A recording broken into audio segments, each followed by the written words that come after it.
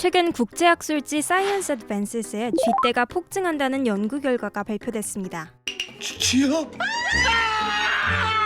연구팀이 분석한 16개 도시 중 11개 도시에서 쥐 목격 건수가 크게 증가했다는데요. 특히 지난 10년간 워싱턴 DC의 쥐 목격 건수는 390% 증가, 뉴욕은 162% 증가했습니다. 이 연구에 따르면 쥐 증가는 미국 샌프란시스코, 캐나다 토론토, 네덜란드 암스테르담 등 전 세계 주요 도시의 공통적인 현상이었는데요.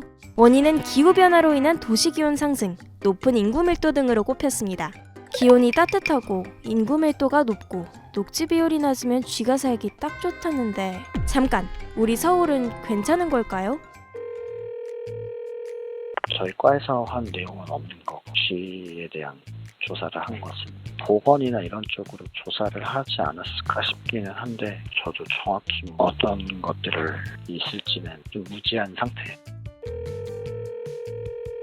털 진드기로 인한 감염병 수사를 위해서 일부 지역에서는 이제 설치류 채집은 하고 있지만 분포나 개체수 통계는 안 내고 있다고 연락을 받았거든요.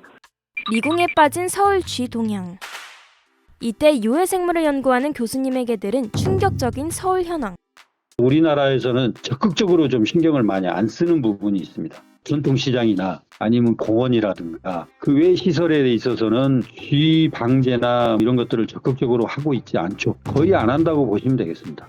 아파트 등 공동주택이 소독회사와 계약을 맺어 쥐 바퀴 등을 방역하는 방식 외에 서울시 차원에서 관리하는 건 사실상 없다는 건데요. 그렇다면 서울은 이 정도의 방역으로 안심해도 괜찮은 걸까요? 조만간 가까운 시일 내에 큰 문제가 될 수도 있다라고 얘기해 볼 수 있죠. 겨울 동안에는 쥐들이 번식을 안 합니다. 추우면은 쥐들이 잘 못 나가요.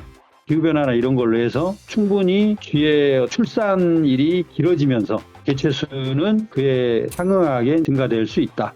여름이 엄청 길고 더울 거다 막 이런 얘기가 많더라고요. 그렇습니다. 예. 우리나라도 예외는 아니죠. 이제 쥐들이. 근데 저는 길거리를 걸어 다니다가 쥐를 마주치거나 한 적은 없어서 이게 약간 체감이 안 되는데. 보입니다. 우리 PD님이 잘 안 봐주셔서 그렇지 보여요.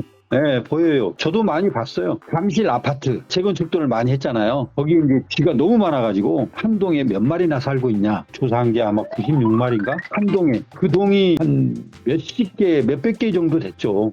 쥐가 이렇게 많아지면 당장 쥐 혹은 쥐에 기생하는 벼룩과 진드기가 각종 질병을 확산시킬 수 있는데요.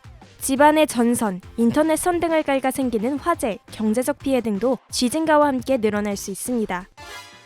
요즘 쥐가 크기도 엄청 크고 막 헤엄을 칠 줄 안다고 들었거든요. 네, 1kg까지 수영을 해요. 1kg. 1kg요? 네. 사람보다 훨씬 낫죠? 제가 수영하는 쥐도 봤어요. 어디 그 저수지인데 잉어 같은 게 저 앞에서 계속 이렇게 수영을 해가지고 뭐가 잠수를 해서 물고기가 나는 온 줄 알았어요. 근데 딱 보니까 쥐가 물에서 싹 나와서 가더라고요. 잠수해가지고요. 이렇게 그냥 꼬리를 흔들면서 오는 그런 쥐를 봤어요. 알면 알수록 거북해지기만 하는 쥐. 우리는 손 놓고 당해야 하는 걸까요? 사실 이 영상 앞에 소개한 보고서에는 쥐가 감소한 도시도 있었습니다. 도쿄, 루이빌, 뉴올리언스인데요. 이곳들은 쥐 개체수 증가에 대한 대비책이 있습니다. 뉴올리언스에서는 쥐 출몰을 방지하는 대비 교육이 있고, 도쿄는 위생에 대한 인식 수준이 높고 쥐가 나타났을 때 곧바로 신고하는 경향이 있다고 하죠.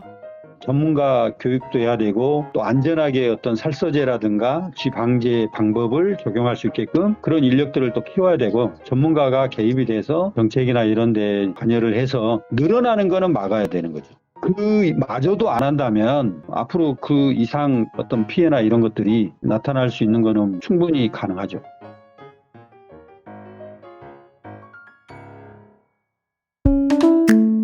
이번 영상을 만든 PD가 추천하는 영상도 보고 가세요. 스브스 뉴스의 다른 영상을 즐기시려면 구독 버튼을 꼭 눌러주세요.